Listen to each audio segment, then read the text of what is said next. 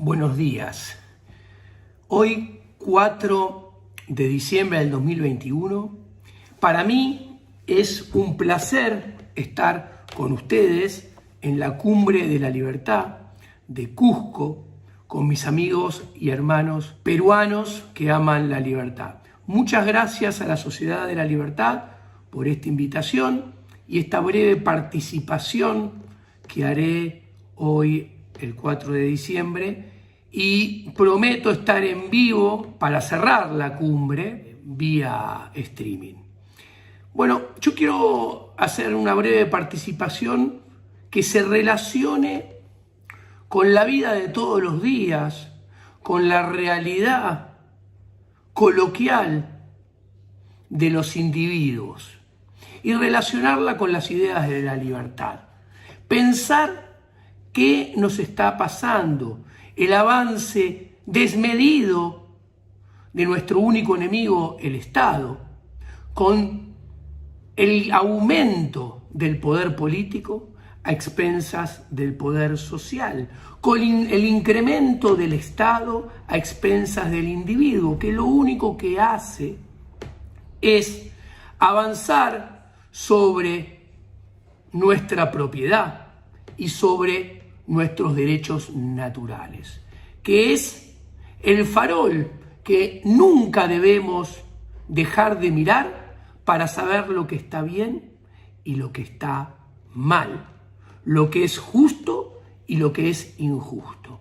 Entonces los invito a entender qué es brevemente el derecho natural.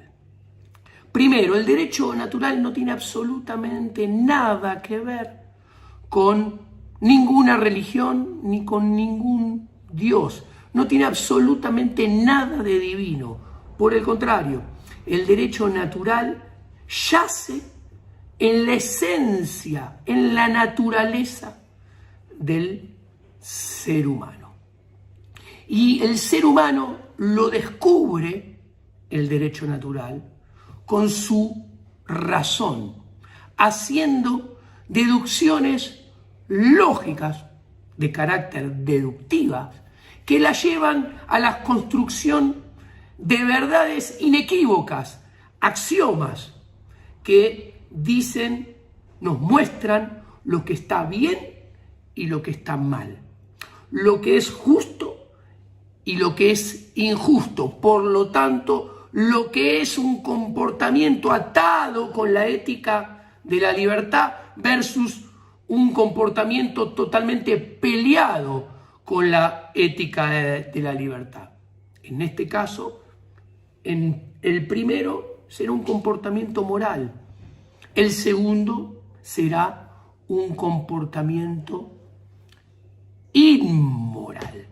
Obviamente, esta construcción del derecho natural es objetiva, única y válida para todo ser humano, independientemente de sus creencias religiosas, de sus gustos, de sus preferencias, de su color de piel, de su religión. Es objetivo y válido el derecho natural para todos los seres humanos, para todos los hombres, para todas las mujeres. Y es válido en toda dimensión temporal. Es siempre el mismo, con validez permanente, en el pasado, en el presente y en el futuro. El derecho natural defiende básicamente 3 derechos. El derecho a la libertad, el derecho a la vida y el derecho a la propiedad privada. Y los 3 derechos son inseparables unos del otro, porque los 3 hacen a la esencia del ser humano. A ver, el ser humano nace libre, en libertad. O sea, desde el primer momento que tiene vida, esa vida nace en un marco de libertad. Y la propiedad privada no es ninguna construcción. el hombre nace con propiedad privada. ¿Cuál es su propiedad privada primaria? Que no es otra que su cuerpo, su intelecto, su energía y su fuerza de trabajo. Estas tres cosas son vitales: la libertad, la propiedad privada primaria y la vida. ¿Por qué? Porque sin libertad y sin propiedad privada termina no habiendo vida. ¿Por qué? Es muy fácil de entender. Porque el ser humano es el ser que nace con menos instintos, con menos conocimiento de toda la naturaleza. Y entonces, ¿qué tiene que hacer? El hombre pone en funcionamiento la acción humana. La acción humana es aquel comportamiento permanentemente cambiante, dinámico, subjetivo, a partir del cual cada uno de nosotros valoramos subjetivamente determinados fines, que procuramos correr detrás de ellos. ¿Cuáles son esos fines? Esos fines son sobrevivir, vivir, prosperar y desarrollarnos, dichos en forma resumida. Y para correr detrás de esos fines, tenemos que crear, descubrir los medios para correr detrás de esos fines. Y esos medios también los elegimos subjetivamente y los tomamos como a partir de modificar nuestro entorno, y utilizamos nuestra libertad para elegir fines, nuestra libertad para descubrir y crear medios, y nuestra propiedad privada, que es nuestro cuerpo, nuestra energía, nuestra fuerza de trabajo, para modificar el entorno y hacernos de los medios para correr detrás de esos fines. Entonces nos damos cuenta que todo este proceso subjetivo de la acción humana, en la cual cada uno de nosotros, en función de nuestras diferentes gustos, necesidades, preferencias, limitaciones, todas enmarcadas dentro de diferentes marcos de escasez, cada uno de nosotros tenemos acciones humanas individuales, que a mí me gusta decirles microacciones humanas, diferentes unas de otras. Ahora bien, cada uno de nosotros nos asociamos, cooperamos con nuestros prójimos para potenciar nuestra propia acción humana y potenciar, sin darnos cuenta o sin quererlo, la acción humana de todos los prójimos. El proceso de acción humana genera externalidades positivas para todos sus participantes, haciendo que todos prosperemos y nos desarrollemos en forma muy superior dentro de esta acción humana en la cual cooperamos y nos asociamos unos con otros, que si viviéramos aislados. Ahora, toda esta acción humana, como pueden ver, puede llevarse a cabo de mejor forma cuanto más libertad haya, más propiedad privada haya. Y cuanto más libertad y más propiedad privada haya, mejor vida habrá, con más prosperidad y más desarrollo personal, individual, de la sociedad y de la civilización. Entonces nosotros vemos que estos tres derechos naturales son fundamentales respetar. Esta acción humana, que es subjetiva, tiene que estar siempre bajo el paraguas del derecho natural objetivo, que nos marca lo que está bien y lo que está mal, lo justo y lo injusto. O sea, un proceso de acción humana que viole el derecho natural está mal, es injusto. O sea, en el proceso de acción humana hay que respetar la libertad la propiedad privada, el producido de la propiedad privada del prójimo. En otros términos, nosotros tenemos que accionar, ejecutar nuestro proceso de acción humana sin violentar la propiedad privada y el producido de la propiedad privada, la libertad y el proyecto de vida del prójimo, siempre y cuando el prójimo haga lo mismo con nosotros, con nosotros mismos. Respete nuestra propiedad privada, el producido de nuestra propiedad privada y nuestro proyecto de acción humana, o sea, nuestros fines y nuestros medios. Y acá, ¿por qué esta introducción? Porque el Estado, como muestra Franz Oppenheimer en su libro El Estado, de 1908, nace a partir de la invasión, la conquista, la confiscación y la explotación de un grupo de seres humanos a expensas de otro grupo de seres humanos.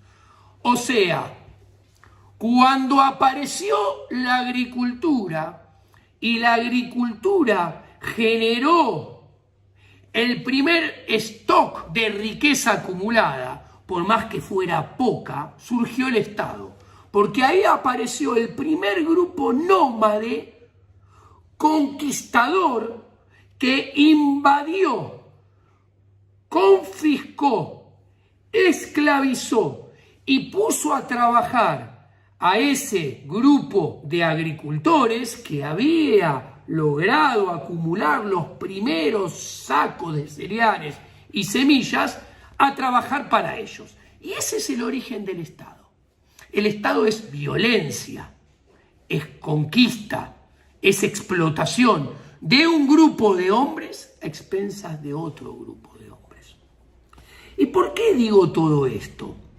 Todo esto lo digo porque el siglo XX y los primeros 21 años del siglo XXI han constituido tal vez el mayor avance del Estado en la historia de la humanidad sobre el poder social, sobre el individuo, a expensas del poder social, a expensas del individuo. Y en estos días lo estamos viendo como tal vez nunca se vio, con los proyectos de pinchazos obligatorios y de pasaportes del pinchazo obligatorios que solamente si los tenés te permiten ir al cine, al teatro, en el transporte público, a los restaurantes. Entonces, o a trabajar o a cobrar tu salario. Entonces acá estamos, esto tal vez es la demostración de el avance como nunca antes de la historia del poder político sobre el poder social, del Estado sobre el individuo.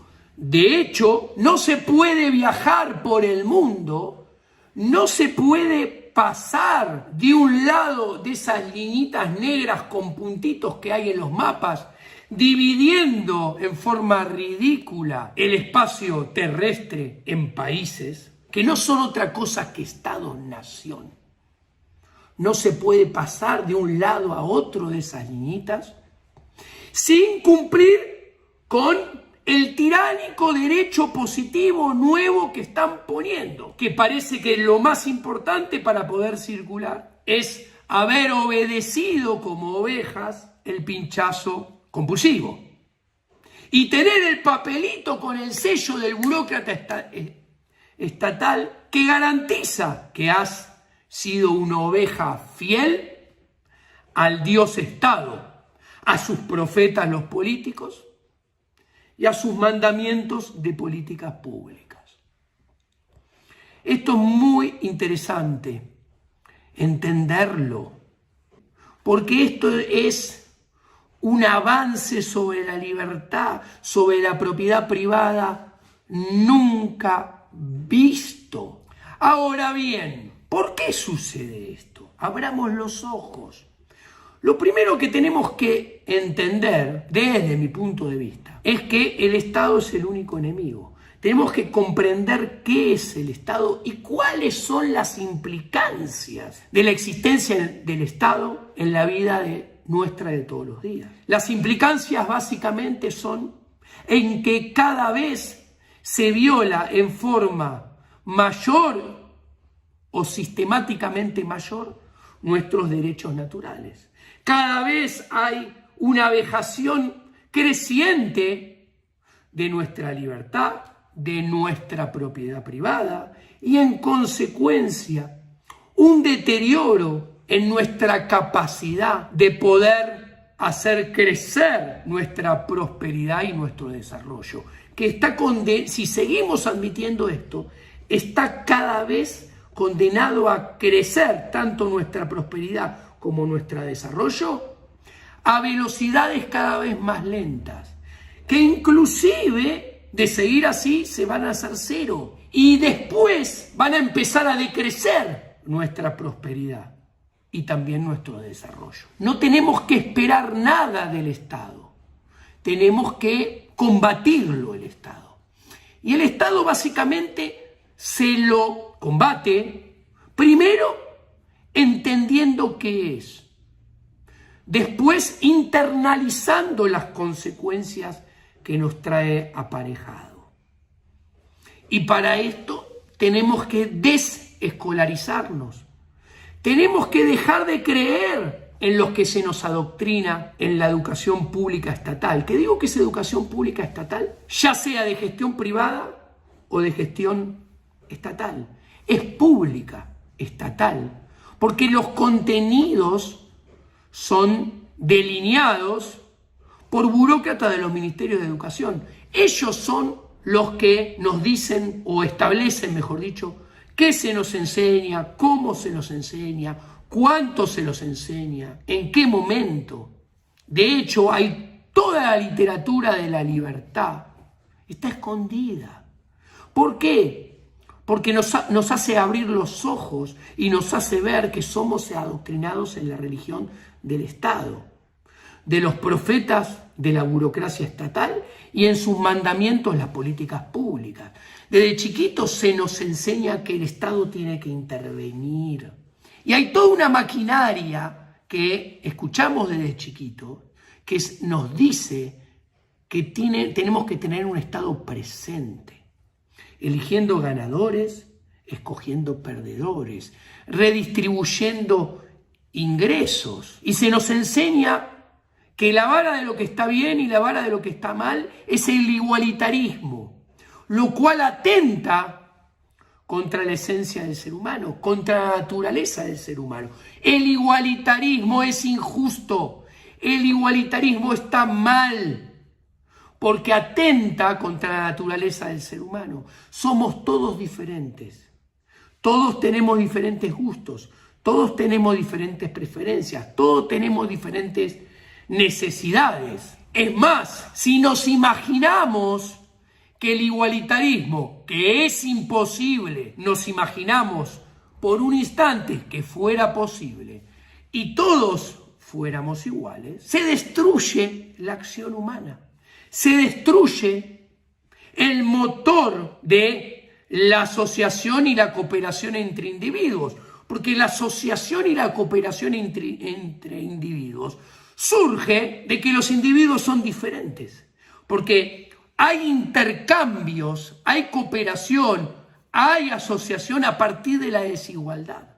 Cada intercambio está basado en que mi prójimo me va a dar algo diferente a lo que yo le voy a dar a él. Y paralelamente, yo entro en intercambio y mi prójimo entra en intercambio conmigo, porque yo evalúo que lo que me va a dar mi prójimo vale subjetivamente más para mí de lo que yo le doy a él. Y a mi prójimo que entra en intercambio conmigo, le sucede exactamente lo contrario. Él subjetivamente evalúa que lo que yo le doy vale más que lo que él me da a mí. Y esta diferencia existe porque somos diferentes. Si fuéramos iguales no existiría.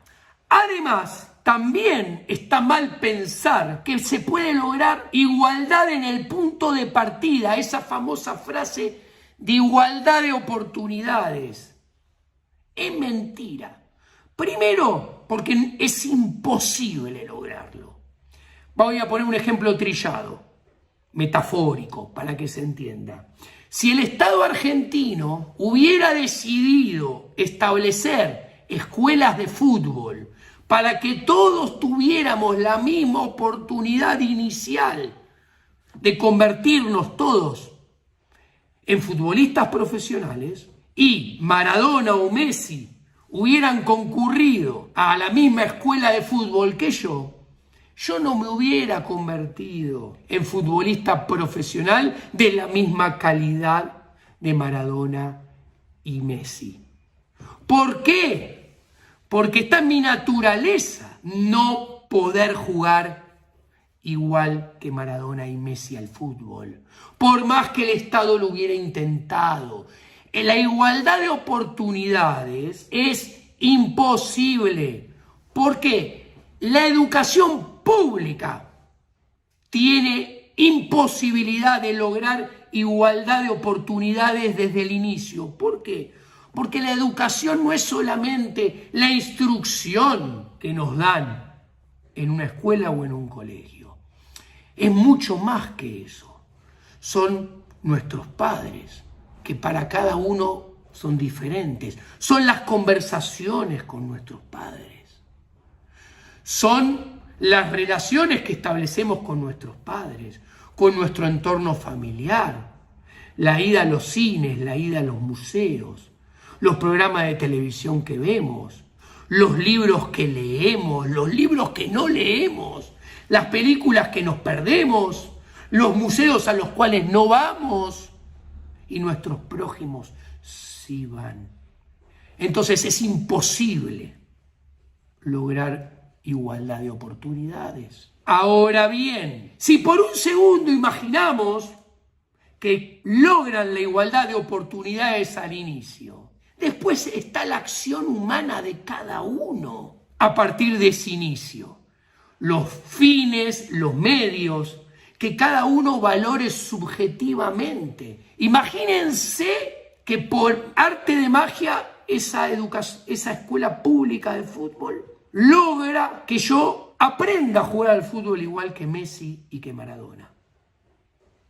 Hay que ver si yo tengo ganas de ser futbolista. Hay que ver si yo tengo ganas de entrenar y de jugar igual que ellos. O sea, ¿qué quiero decir? Es una quimera. Entonces, acá vemos cómo un rol del Estado que nos venden es totalmente antinatural y ficticio. Ahora bien, los economistas, sobre todo a partir de la segunda mitad del siglo XX, hemos construido, no yo obviamente, toda una ingeniería intelectual para justificar la existencia del Estado. Y esa ingeniería intelectual no es otra que la escuela del public choice y la teoría de los bienes públicos, que dice que el Estado tiene que existir porque hay un conjunto de bienes que son los bienes públicos, que son diferentes a todo el resto de esos bienes. Básicamente, esta teoría sustenta que el Estado tiene que existir e intervenir para producir y proveer a la sociedad de estos bienes públicos, que son diferentes a los restantes, y que si el Estado no interviene produciendo y proveyendo esos bienes públicos, el bienestar de la sociedad va a ser inferior. Entonces, en este marco, si nosotros entendemos que esos bienes públicos no existen, le sacamos sustento a la existencia del Estado. Y entonces, si descubrimos que no hay bienes públicos, que no hay subdivisión entre bienes públicos y bienes privados, y que todos los bienes son los mismos, son solo bienes económicos, podemos concluir que no hay necesidad que exista el Estado. Y que todos los bienes y servicios, inclusive la seguridad, la defensa y la justicia, pueden ser proveídos por firmas privadas en libre mercado. Y esto es así. los bienes, según la escuela del public choice y la teoría de los bienes públicos son aquellos que tienen consumo no rival. ¿Qué quiere decir esto? Que lo pueden consumir dos personas a la vez. Por ejemplo, este vaso de cola tiene consumo rival. Si yo me lo bebo, no lo puede beber ninguno de ustedes. Tiene consumo rival. Según la escuela del public choice, los bienes públicos tienen consumo no rival. Después, los bienes públicos tienen una segunda característica. Tienen consumo no excluible. ¿Qué quiere decir? Que son bienes que se pueden consumir sin pagar. Por el contrario, los bienes privados, como este vaso de cola, tienen consumo excluible. ¿Qué quiere decir? Que si yo no pago por este bien, por este vaso de cola, no lo puedo consumir. Tercer característica que emerge de esta segunda, que es la de la imposibilidad de exclusión mediante el pago. La tercera característica es que aparecen los free riders, que son los que consumen el bien sin contribuir al financiamiento de la producción de dicho bien, ¿ok? Con los bienes privados no hay free rider. Con un bien privado, como este vaso cola, yo pago por el vaso y entonces contribuyo vía mi financiamiento voluntario que el proveedor fabrique y oferte la cola. Con los bienes públicos no sucede eso. Como puedo consumirlos sin pagar, me convierto en un free rider y me aprovecho de las externalidades positivas. Como sucede esto, yo no contribuyo al financiamiento. Y como no contribuyo al financiamiento, un productor privado no lo va a producir, proveer ni ofertar. En consecuencia, ese bien no va a existir y la oferta va a ser menor de la necesaria y en consecuencia todo el bienestar de la población va a caer. Cuando uno estudia acabadamente, uno se da cuenta que esta subdivisión no existe. Porque todos los bienes tienen una parte de bien público, una parte de bien privado.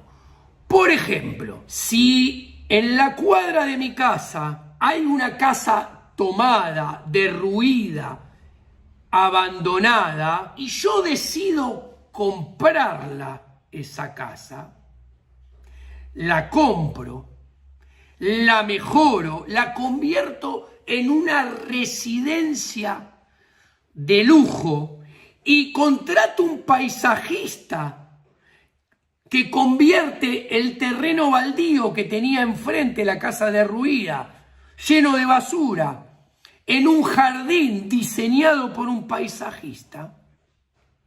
Yo todo eso lo estoy financiando con mi dinero.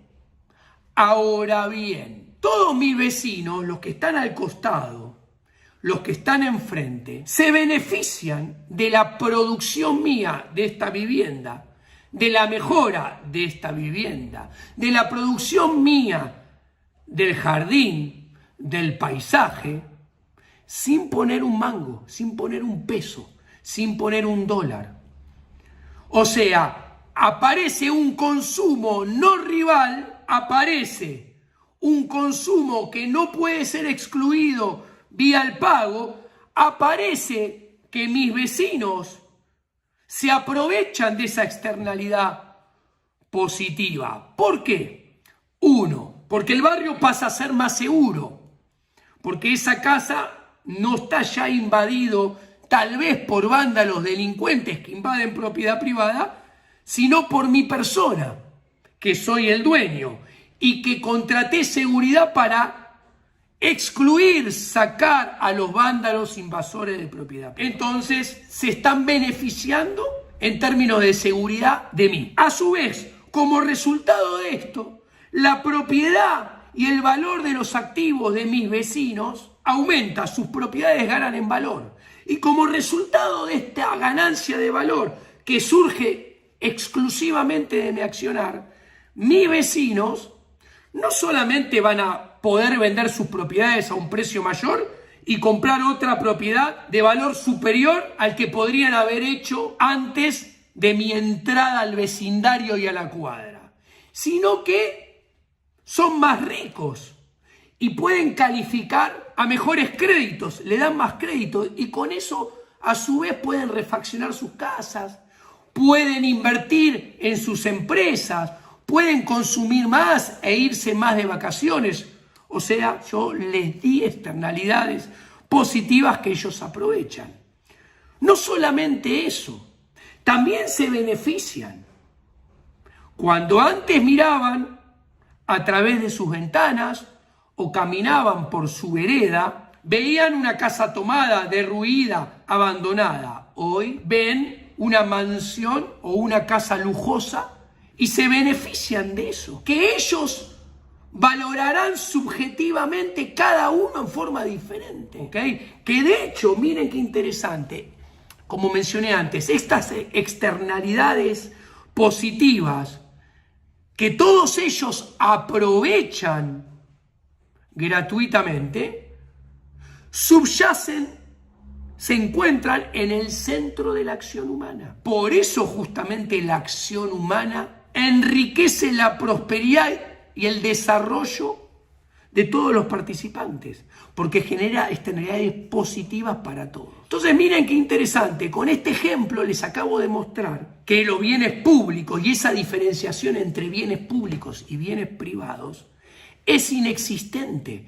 De acuerdo a la teoría del public choice y a la teoría de los bienes públicos, esta casa abandonada es un bien público porque genera consumo no rival, genera consumo no excluyente, genera externalidades positivas. Se debería hacer cargo el Estado de todo. Lo mismo, puedo citar otro ejemplo. El ejemplo de un músico que hace música en un semáforo, en una plaza o en una estación de subterráneo. Genera consumo no rival, consumo no excluible mediante el pago y genera externalidades positivas para todos los que pasan. Positivas para los que quieren escuchar su música. Para los que no quieren, genera externalidades negativas. Entonces, según la lógica del public choice, estos músicos transeúntes deberían ser empleados públicos. Deberían estar producidos y proveídos por el Estado. Todos los bienes son bienes económicos, no existen los bienes públicos. Y al no existir los bienes públicos, no existe razón desde el argumento utilitarista de los economistas para que exista Estado. Y esto es muy importante porque todos los bienes son solamente bienes económicos y están dentro de la misma lógica. Los bienes económicos responden a una sola lógica. Primero y ante todo, son bienes escasos. O sea, los recursos en materia de esfuerzo, en materia de dinero, en materia de tiempo, que yo le asigno a un bien, se los dejo de asignar a otro. Los bienes económicos se transforman en bienes económicos solamente de tres formas diferentes. Primero, porque yo veo algo que subjetivamente construyo una arquitectura mental que digo, mira, ese algo me sirve para satisfacer alguna necesidad mía, o sea, se transforma en un medio para perseguir un fin dentro de mi acción humana. Y mediante esta construcción subjetiva, mediante la cual yo le asigno un valor subjetivo, hace que ese algo que está tirado ahí en la naturaleza se transforme en un bien económico.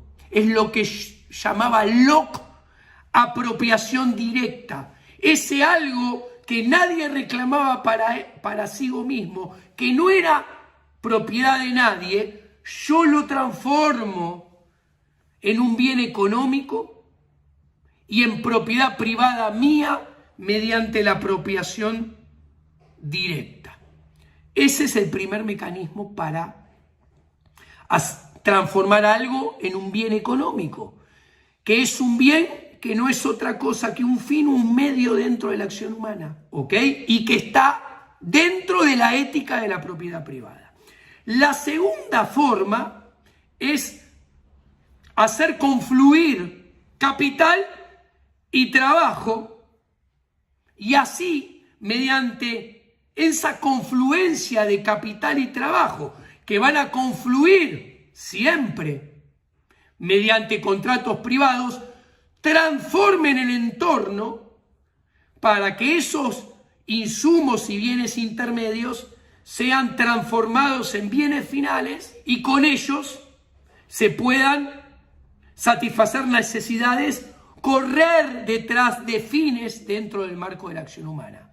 Esto también, como pueden ver, es la segunda forma de lograr bienes económicos y también están dentro de la ética de la propiedad privada. La tercera forma es el intercambio comercial de títulos de propiedad privada, o sea, cuando voluntariamente intercambiamos dentro de la acción humana bienes finales por bienes finales, bienes de inversión por otros bienes. En una economía monetaria van a ser a través de intercambios indirectos en los cuales un bien de consumo o un bien de inversión se intercambian por dinero. Pero son intercambios de propiedad, de títulos de propiedad privada. O sea, esta es la última y tercera forma en la cual nos hacemos de bienes económicos, todos dentro de la propiedad privada, de la ética. El Estado no está presente, no hay bienes públicos. Ya comentamos que no existen. Y si no existen los bienes públicos, no debe existir ningún Estado que intervenga para producir ni proveer esos bienes públicos. Y todos los bienes y servicios son bienes económicos que pueden ser producidos y proveídos por firmas, por agentes económicos privados, dentro del marco de la ética de la propiedad privada, con estas tres formas que acabo de mencionar, en libre mercado. El Estado, por el contrario, actúa siempre en forma peleada con la ética de la libertad. ¿Por qué? Porque actúa por fuera de la ética de la propiedad privada. La ética del Estado es antiética de la libertad, porque el Estado, para intervenir y luego producir y más tarde proveer aquello que no existe, que son bienes públicos, no existen, repito, porque pueden ser proveídos todos como bienes económicos dentro del libre mercado, ¿qué tiene que hacer? Tiene que invadir, tiene que confiscar, tiene que robar. Entonces actúa por fuera de la ética de la libertad. Y lo que tenemos que tener en claro, señores, es que el Estado, a través de la educación pública, estatal, obligatoria, inventa un marketing fabuloso para que no nos defendamos de él.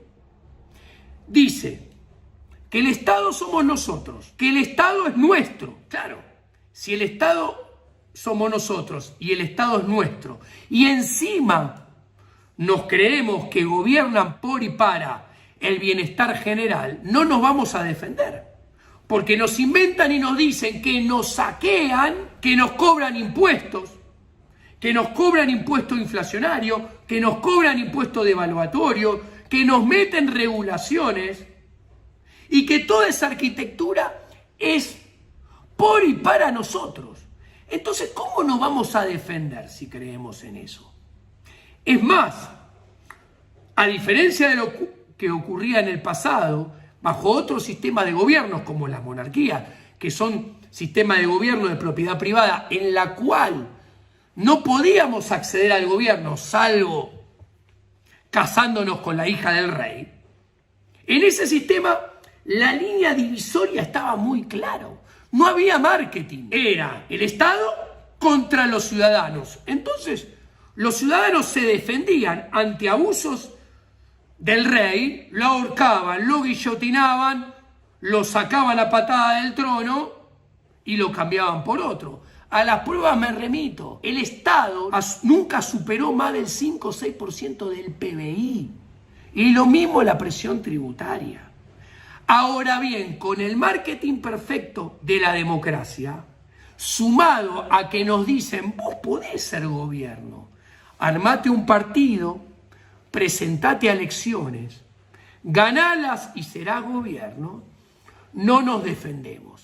Y es así como el Estado pasó a ser del 12% que era antes de la Primera Guerra Mundial en el siglo XX, o sea en 1913, a crecer al 20% del PBI en la década del 20, al 30% del PBI, y hoy en día en las economías desarrolladas supera el 50%. En Argentina ronda el 45%. Se llevaron puesto el patrón oro de una vez para todo. El crecimiento del dinero fiat, de la masa monetaria, del crédito artificial sin respaldo de ahorro, del endeudamiento, crece sistemática y sostenidamente a lo largo de las décadas. Y financiando todo esto, el aumento sostenido del crecimiento del Estado a expensas del individuo, del aumento del poder político a expensas del poder social. Y a ver, el liberalismo clásico, que originalmente puso las constituciones liberales para contener este avance del Estado a expensas del individuo, este crecimiento del poder político a expensas del poder social, no se dio cuenta que en esas constituciones que pretendían contener al Estado, lo que hizo fue crear el anabólico más idóneo para que aumente la masa muscular del Estado. ¿Por qué? Porque creó el monopolio de la defensa, el monopolio de la seguridad, el monopolio de la administración de la justicia, y se lo dio al Estado. Y como indica la teoría microeconómica, todo monopolio está condenado a crecer corriendo detrás de su renta extraordinaria. Y a cambio, todo monopolio va a ofrecer a los consumidores bienes y servicios cada vez más caros y de peor calidad. Analicemos qué pasa en nuestras sociedades. Los estados crecen detrás de su renta extraordinaria, que no es otra que el gasto público, y que tiene como contrapartida cada vez mayor base imponible, mayores alícuotas tributarias, impuesto inflacionario que crece y que cada vez las estimaciones lo subestiman de manera cada vez más fidedigna. Aumenta la deuda, aumenta el financiamiento vía dinero falsificado fiat. Entonces, ¿qué vemos? Que lo que sucede es que los estados crecen persiguiendo su renta extraordinaria, que no es otra cosa que su tamaño, su poder político, su poder económico. Del otro lado, ¿qué vemos? Que los bienes y los servicios que brindan, que ellos dicen que son públicos, pero no son públicos, que podrían ser producidos y proveídos por empresas privadas en libertad. Los invito a que lean La Revolución de la Libertad, mi último libro. Cada vez son más caros porque pagamos cada vez más por ellos y cada vez son de peor calidad. Cada vez a lo largo y a lo ancho de todos los países y todos los continentes, la justicia es de peor calidad, la seguridad es de peor calidad y los servicios como educación y salud, que también terminan en manos del Estado, también son de peor calidad. Pero es lógico, si todo monopolio está condenado a crecer. Y las constituciones liberales crearon un monopolio, y ese monopolio encima tiene el monopolio de la fuerza, de la ley, de la administración de justicia y del castigo. Entonces, ese monopolio, que es el monopolio del Estado, es el monopolio que está condenado a crecer más que ninguno. Es sencillo. Fíjense, la división de poderes es una mentira. la justicia como contenedor del Poder Ejecutivo y del Poder Judicial es una mentira. Es muy sencillo visualizar esto. A ver, ¿cómo se eligen los jueces? Los jueces los proponen el Poder Ejecutivo y lo termina nombrando el Poder Legislativo. Vamos a un ejemplo para que se entienda numérico. Hay que nombrar 10 jueces y el Partido Blanco tiene 6 congresales o congresistas y el Partido Negro tiene 4. Y en el Poder Ejecutivo está el Partido Blanco. ¿El Partido Blanco qué dice? Bueno, vamos a nombrar, propongo 10 jueces, los envío, 6 pertenecen al Partido Blanco, 4 pertenecen al Partido Negro, son abogados, 6 ligados al Partido Blanco y 4 ligados al Partido Negro. Y votan esos jueces. Y a ver, y al mismo tiempo, los funcionarios o los burócratas del Estado, del Poder Ejecutivo y del Poder Legislativo, se mueven de un poder a otro como si nada. ¿O acaso no hay intendentes, gobernadores y presidentes que van y vienen y son diputados o senadores según cómo se mueve el ciclo electoral y los límites de sus mandatos? A su vez, el avance del Estado, ¿quién lo tiene que custodiar? ¿Quién tiene que impedir, según estas constituciones liberales, que el Estado no crezca, que el poder político no avance sobre el poder social, que el Estado no avance sobre el individuo y pisotee su propiedad privada? La Corte Suprema de Justicia. ¿Y quién elige la Corte Suprema de Justicia? Surge de la interacción entre el Poder Ejecutivo que lo propone y el Poder Legislativo que lo nombra. ¿Y qué son los burócratas de la Corte Suprema de Justicia? Burócratas estatales. Entonces vemos cómo las constituciones liberales rompen todo precepto legal, que no son otra cosa que hace al Estado juez y parte de su propia problemática. Es el Estado quien tiene que determinar si el propio accionar del Estado es constitucional o inconstitucional. ¿Qué termina sucediendo? En todos los países, a lo largo de todas las regiones del mundo, casi nada termina siendo inconstitucional.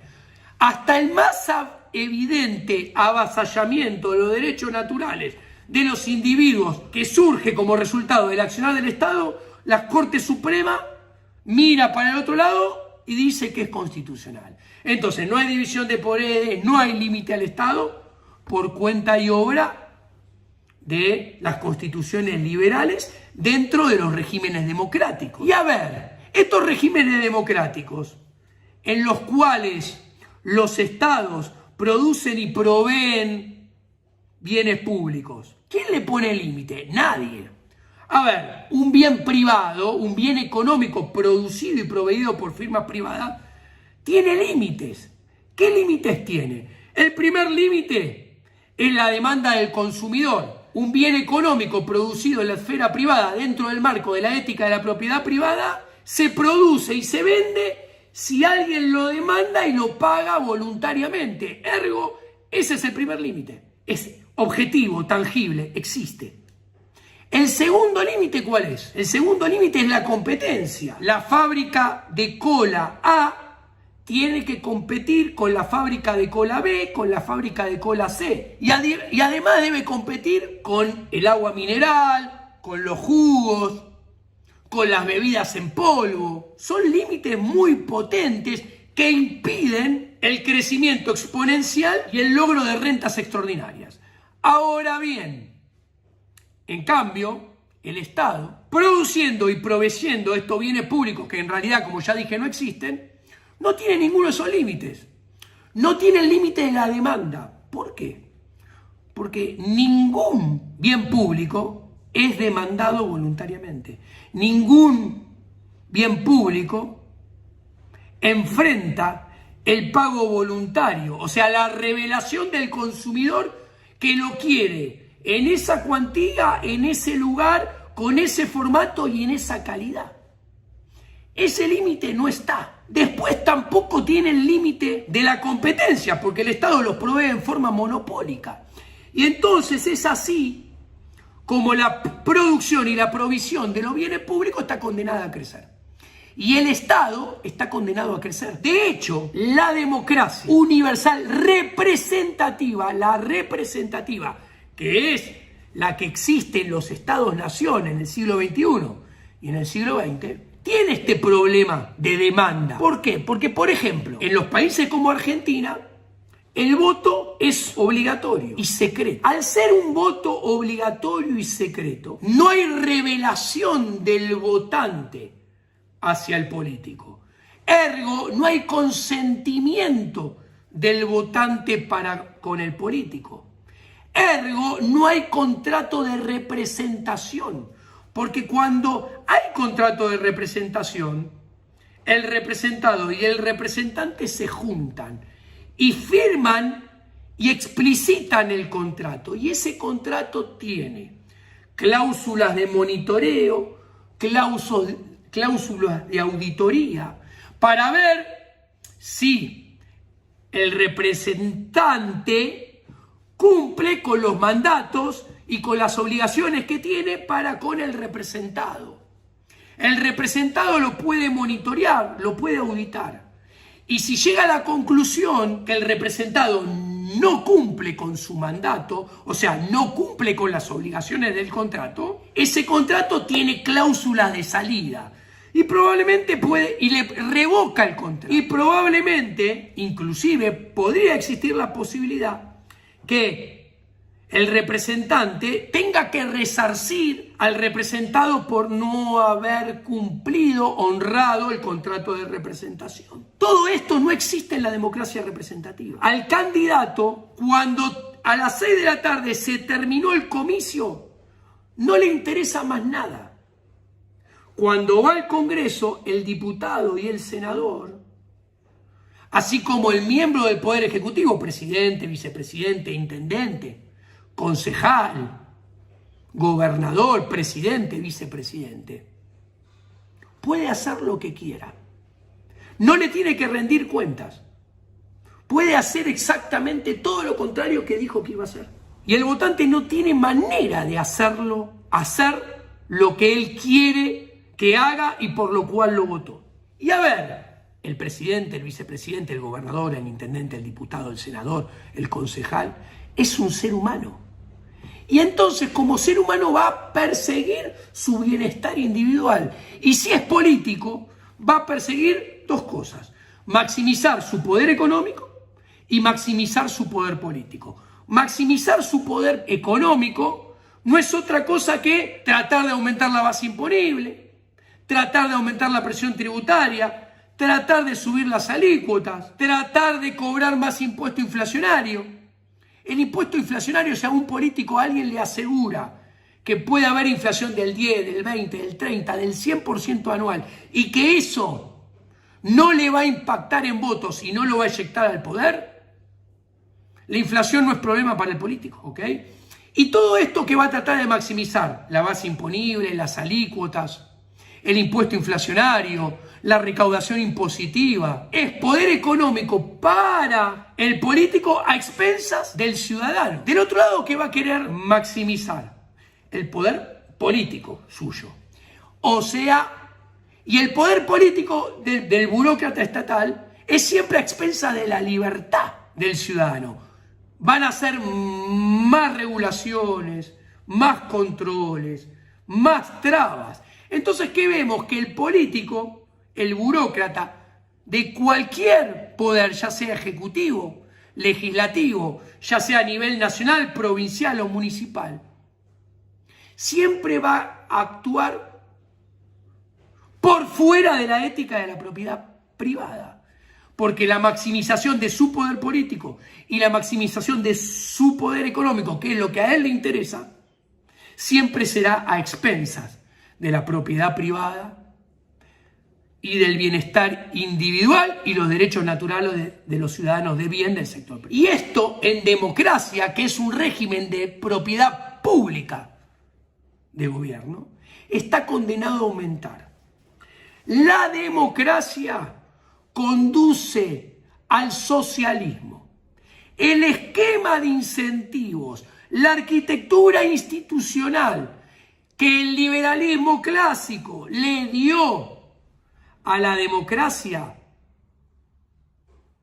lleva indefectiblemente a que la democracia universal representativa termine en socialismo. Y lo estamos mirando. Miren qué pasó en la película de 1920 a 2021 en los últimos 100 años. No hay país que hoy en día no tenga más Estado que hace 10 años, 20, 30, 40 o 50. No hay país que hoy en día los derechos naturales de los ciudadanos, la propiedad privada de los ciudadanos esté más invadida hoy que hace 10, 20, 30, 40, 50 años. Solamente este fenómeno solamente no se cumple en los ex países del este europeo y en los ex países de la Unión Soviética. ¿Y por qué? Porque cambiaron el sistema y lo cambiaron desde afuera y desde abajo y por fuera de las reglas del sistema que querían cambiar. Si nosotros pretendemos cambiar el devenir del sistema social, político, económico actual, edificado mayoritariamente sobre repúblicas democráticas, universales, representativas, desde adentro, desde arriba y utilizando sus reglas, lo único que vamos a alimentar es el sistema actual. La democracia nos condena al socialismo. Tiene los esquemas de anticuerpos y los esquemas de incentivos y la arquitectura institucional más perfecta para perpetuar su crecimiento en el mediano y largo plazo. Repito, la democracia conduce al socialismo, así como la monarquía estaba condenada a conducir a la monarquía absolutista.